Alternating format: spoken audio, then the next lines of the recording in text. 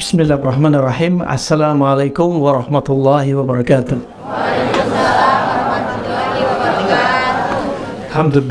Alhamdulillah bi ni'mati tatimmu shalihat wa sallallahu alaihi wa ala alihi wa ashabihi ajma'in. Betapa yang gembira lihat jamaah Bapak Ibu begitu semangat, antusias. Ya, Allah nggak disangka ternyata begitu marak. Ya, pertama sebagai perkenalan, tak kenal maka tak sayang. Saya Abdurrahman Dhani, ya, tinggal di Bogor, asli Jawa Timur, tapi istri Sunda. Sampai sekarang saya nggak bisa bahasa Sunda. Wah, juga alhamdulillah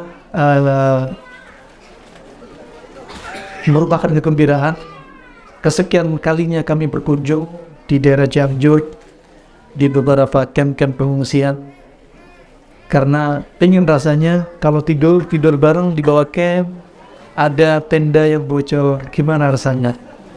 Nah, merasakan apa yang Bapak Ibu rasakan. Kami mungkin hanya bisa ngomong, tapi yang ibu-ibu udah berbulan-bulan sabar panjang. Sekali lagi, sabar gak ada batasnya. Ya, sabar itu terus sampai kita berjumpa dengan Allah Subhanahu wa taala.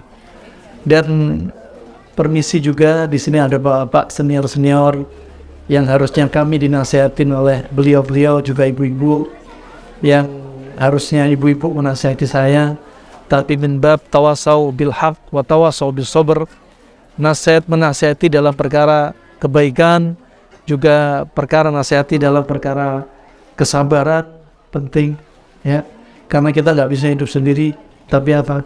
Tawasau bil haqq wa tawasau bis sabr. Bapak ibu-ibu yang saya cintakan Allah Subhanahu wa taala, Ramadan ini betul-betul indah.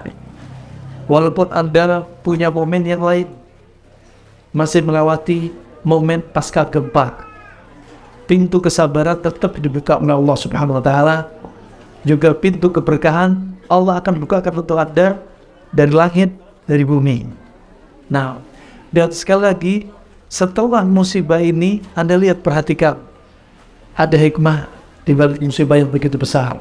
Hikmah dari Allah Subhanahu wa taala. Bisa jadi Anda mendapat nikmat lebih besar setelah itu.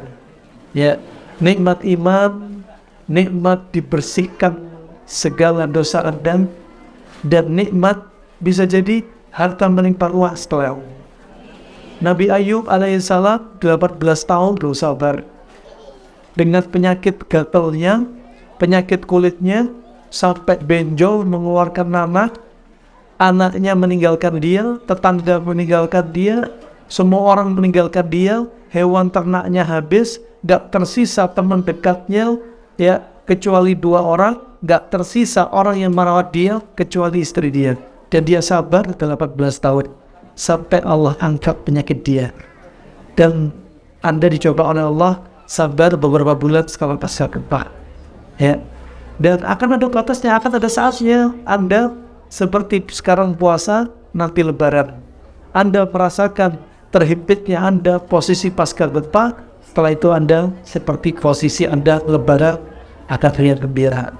Bapak, ibu-ibu, pesan yang ingin kami sampaikan, Ramadan betul-betul pelajaran bagi kita, madrasah bagi kita, tempat kita membenahi hati kita, tempat kita untuk selalu ingat kepada Allah Subhanahu wa taala.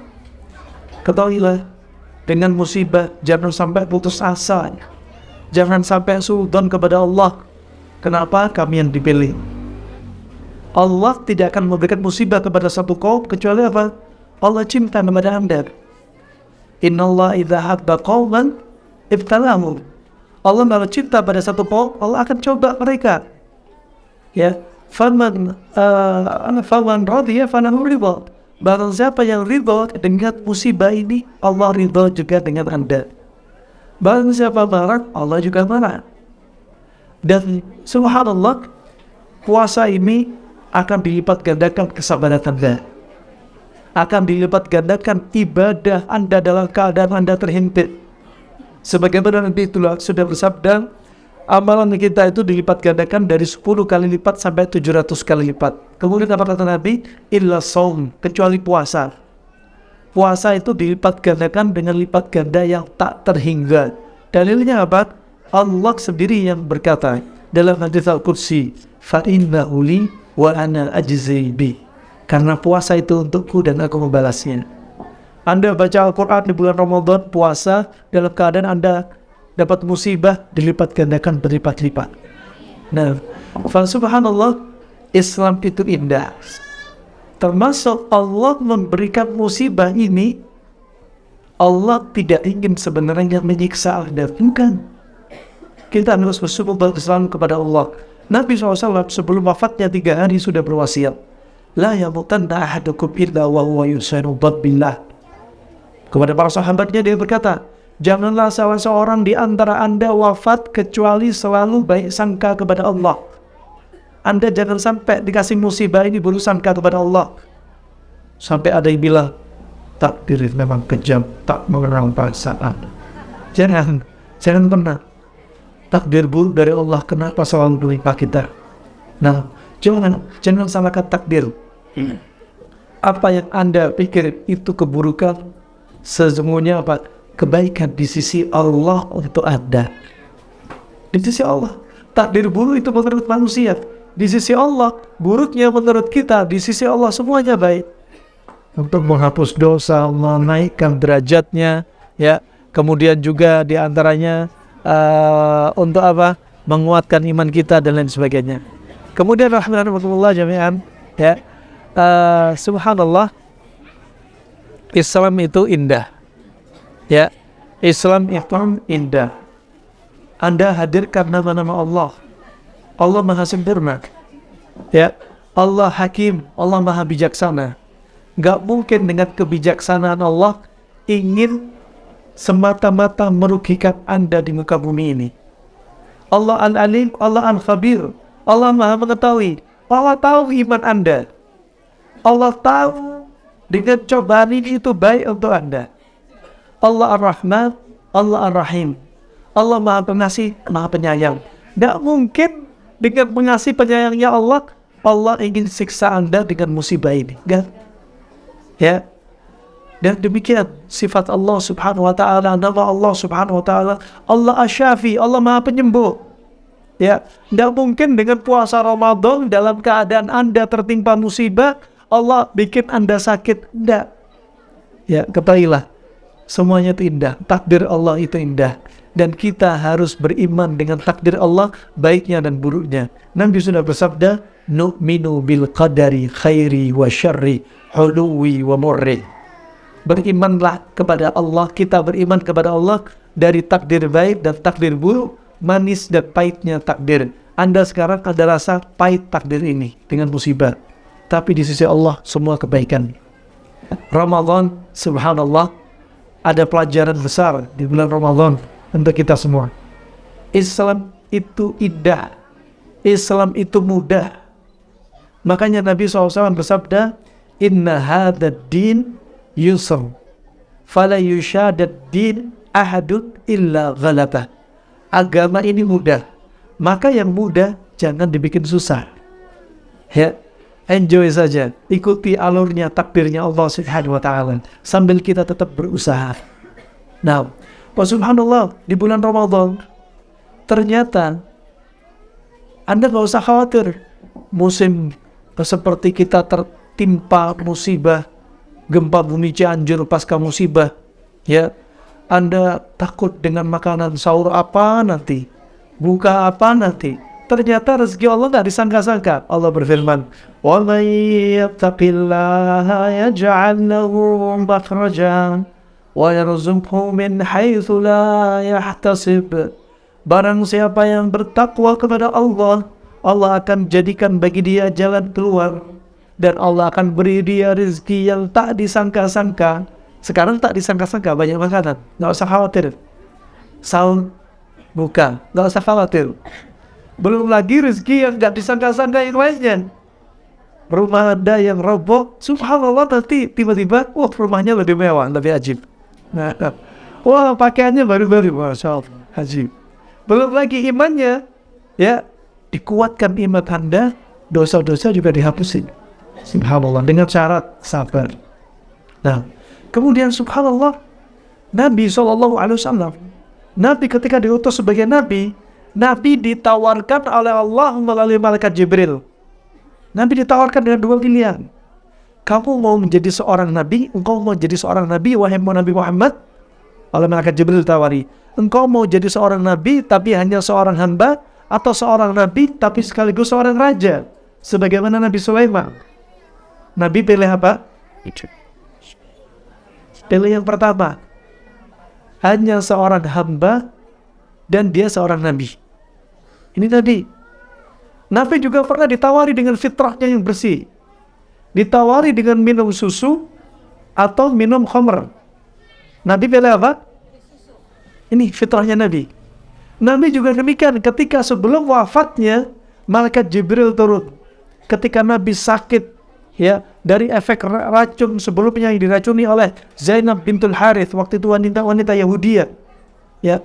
Kemudian Nabi sampai berkata kepada Aisyah, "Ya Aisyah, inna abhari taqatta'at." Ya Aisyah, pembuluh darah aortaku, pembuluh darah jantungku sudah pecah. Dan demam yang dirasakan Nabi, 2 kali demam yang dirasakan sahabat. Kemudian Nabi ditawarkan malaikat Jibril, mau ditambah umurnya atau mau berjumpa dengan Allah. Nabi pilih apa? Jumpa dengan Allah. Kalau kita pilih mana? Jumpa dengan Allah. Kita pilih tambah umur dulu, kita tidak dijamin masuk surga. Nabi Muhammad sudah disiapin surga, sudah jelas masuk surga, sudah maksum, dijauh dari dosa-dosa. Kita orang belum dijamin masuk surga. Dosa-dosa juga kita nggak maksum. Kalau kita ditawari malaikat Jibril, ya malaikat Jibril, tambah umurku separuh dari umurku sekarang. Ya malaikat Jibril, biarkan aku sehat tetap bisa jalan. Lah ini orang ada yang minta doa, ya Allah panjangkan umurku. Dikasih panjang umurnya sama Allah sampai 70 tahun. Tapi pakai tongkat. Ya Allah, sudah 70 tahun sudah dikabulkan sama Allah. Ya Allah, tambah lagi umurnya Allah. Ditambah sama Allah 90 tahun umurnya. Didorong baik kursi roda. Sudah pakai kursi roda, minta lagi panjang umur, namanya manusia tamak ya. Ya Allah, tambah lagi umurku, tambah 120 tahun. Hanya tidur di atas ranjang. Masih doa lagi, ya Allah tambah dong umurku. Digeret sama teman-temannya. Subhanallah, kalau minta doa panjang umur dengan catatan, ya Allah panjangkan umurku dalam keberkahan. Ya Allah panjangkan umurku dalam ketaatan kepadamu. Ya Allah panjangkan umurku dalam keridhaanmu. Itu boleh.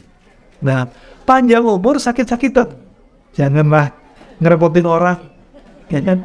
Panjang umur tapi tambah maksiat, jangan, mending cepat mati aja tapi nggak maksiat. Nah, subhanallah, ini perlu diperhatikan. Subhanallah, Nabi SAW lebih milih berjumpa dengan Allah. Usia Nabi wafat 63 tahun. Usianya Abu Bakar As-Siddiq wafat usia 63 tahun. Usianya Umar bin Khattab wafat usianya 63 tahun. Dalam keadaan memang mereka segar bugar. Jangan sampai kita meninggal merepotin orang, jangan sampai. Meninggal dalam keadaan kita jauh dari Allah, jangan sampai. Nah, kemudian Anda perhatikan, Nabi SAW pernah disebutkan oleh seorang sahabat, kunna naghzu ma'an Nabi SAW sab'a ghazawat wa akalna al-jarad. Kami pernah berperang bersama Nabi, berjihad fisabilillah, dan kami hanya makan belalang selama 7 kali peperangan. Islam jaya bukan karena kotak-kotakan kayak gini. Islam jaya bukan karena makanan, bukan karena kekeran badan, bukan karena senjatanya yang kuat. Tapi apa kata Nabi? Islam jaya, Islam menang karena doa-doanya orang yang miskin. Islam menang karena sholat-sholatnya mereka. Islam menang karena doa orang-orang yang lemah. Ya, ketika Sa'ad bin Abi Waqqas, dia jago panah, pertama kali sahabat yang melempar panah di perang Badar, dia mengira dia yang berhak untuk mendapat hasil rampasan perang lebih banyak. Kemudian Nabi mengingatkan, Islam jaya bukan karena dia, tapi Islam jaya karena siapa? Mereka orang-orang yang lemah. Jadi Islam jaya bukan karena makanan, bukan karena fisik. Anda juga jangan khawatir, ya, Anda sehat bukan karena menu makanan Anda seperti ini. Ya, Anda bukan karena sahur, bukan seperti ini. Kita lihat bagaimana sahurnya Nabi. Nabi seringnya sahurnya pakai apa ibu-ibu? Pakai kurma. Ibu-ibu tadi makan pakai apa? Pakai nasi. Belum bisa meninggalkan kurma. Belum bisa meninggalkan nasi ya. Nggak bisa pakai kurma gitu ya. Padahal kurma itu ajib. Ini kebiasaan Nabi. Ya. Jadi sehat itu bukan banyak-banyakan makan. Bukan. Sehat itu ketika apa? Lihat apa yang Nabi makan. Disebutkan Nabi SAW, makan itu kita sehat bukan karena resep makan kita 4 sehat 5 ajib. Kalau 4 sehat 5 ajib, ibu-ibu butuh duit banyak nanti. Ya, ternyata Nabi mengajarkan kebutuhan makan primer kita menurut Ibnu Qayyim disebutkan apa? Bihasbi ibni Adam ukulatin hatta yuqimna sulbat. Cukuplah kita makan beberapa suap sampai tulang punggung tegak selesai. Beberapa suap ibu-ibu, bukan suap. Hanya beberapa suap. Coba. Jadi Anda pede, ya, Anda di kamp pengungsian, ya, sehat itu bukan banyak-banyakan makan. Ya, sehat itu diantaranya nih makan yang ada yang diajarkan Nabi. Gimana Nabi biasanya sahur? Ya, kalau kita perhatikan juga Aisyah badannya kurus. Menikah dengan Nabi, doorpresnya ada nggak nih? Nah, menikah dengan Nabi SAW, usianya Aisyah berapa tahun membuat rumah tangga? Aisyah 9 tahun. Kalau SD kelas berapa? Kelas 3, kelas 4. Nih Aisyah badannya kurus. Badannya Aisyah kurus. Kemudian ibunya Aisyah membuat resep agar Aisyah gemuk. Karena tabiatnya suami nggak suka ibu-ibu yang kurus. Ya. Tabiat suami minimalnya wanita ideal, gitu. Kemudian ibunya membuat adonan, ingin nyenengin Rasulullah melalui Aisyah badannya ideal. Ternyata resep ibunya tidak ada yang sukses. Dan ternyata Aisyah menjadi gemuk ideal. Bukan karena apa? Makan-makan yang berat, bukan. Ternyata Aisyah menjadi gemuk yang ideal karena apa?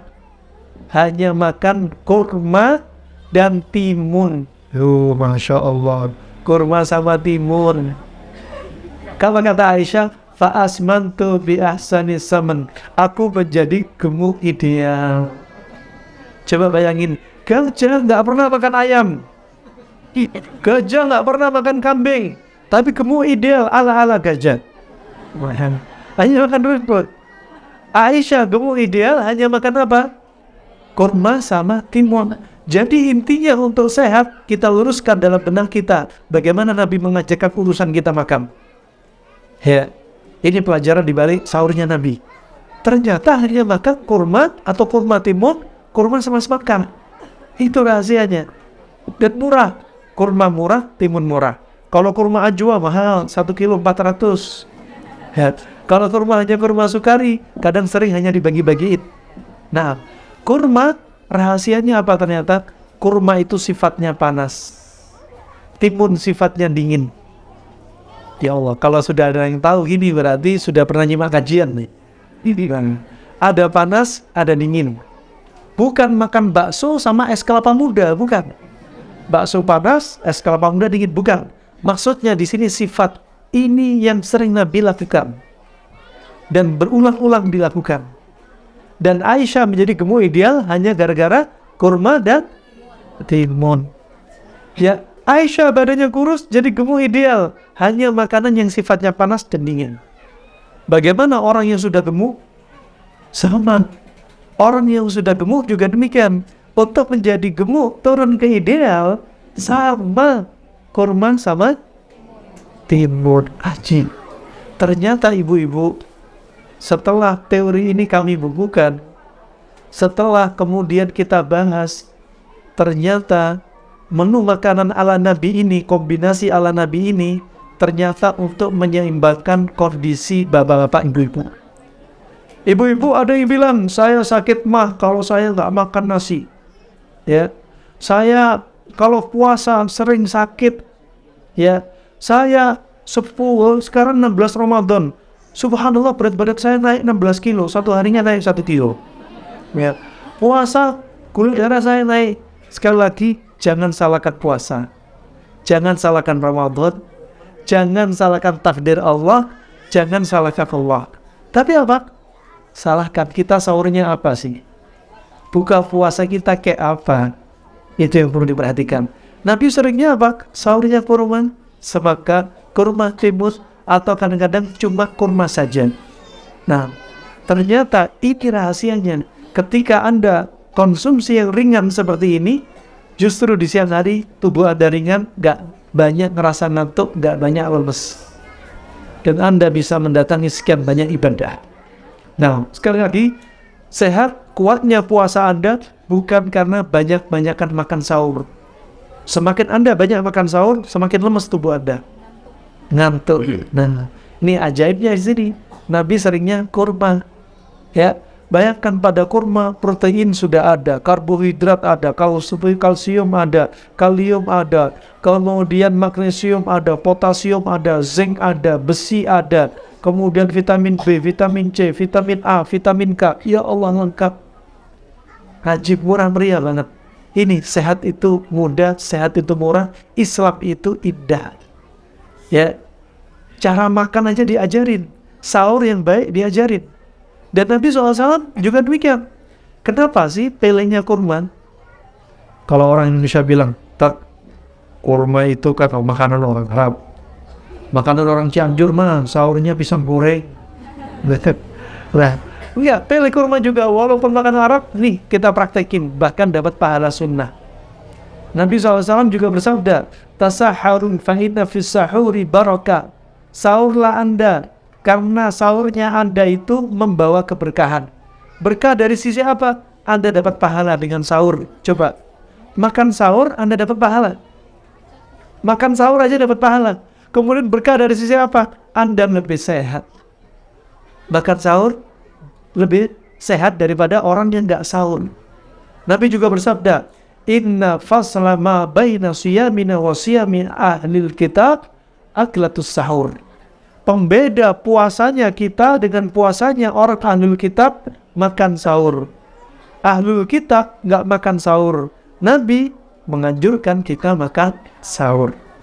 Begitu pula sahurnya Nabi seringnya diakhirkan.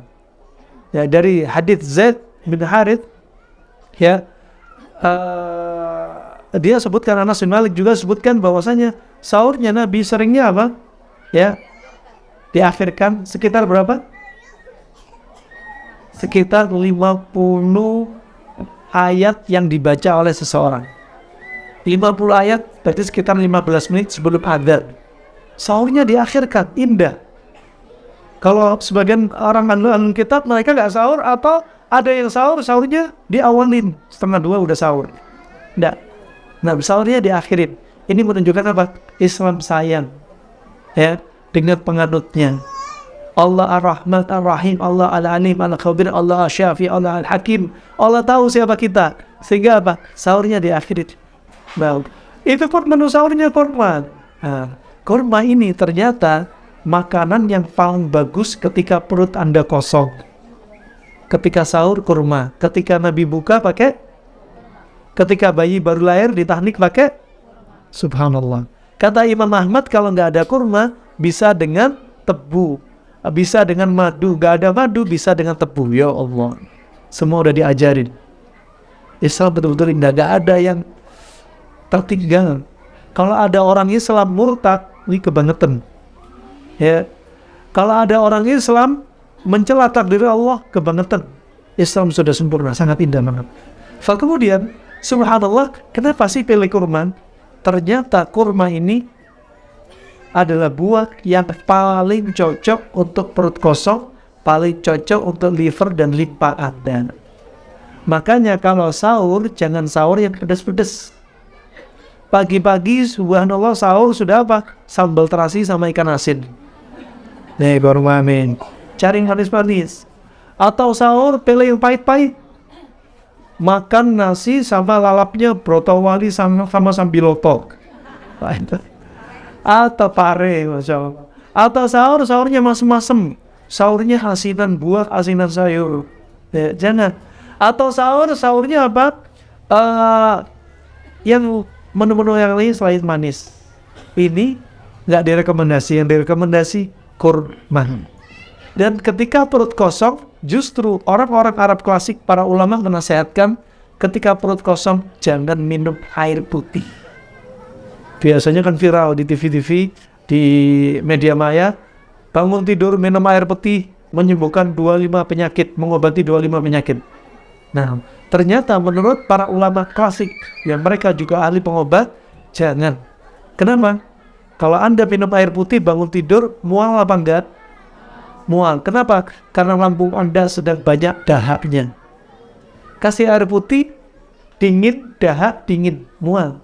Makanya Nabi bangun tidur, apa yang dilakukan Nabi bangun tidur?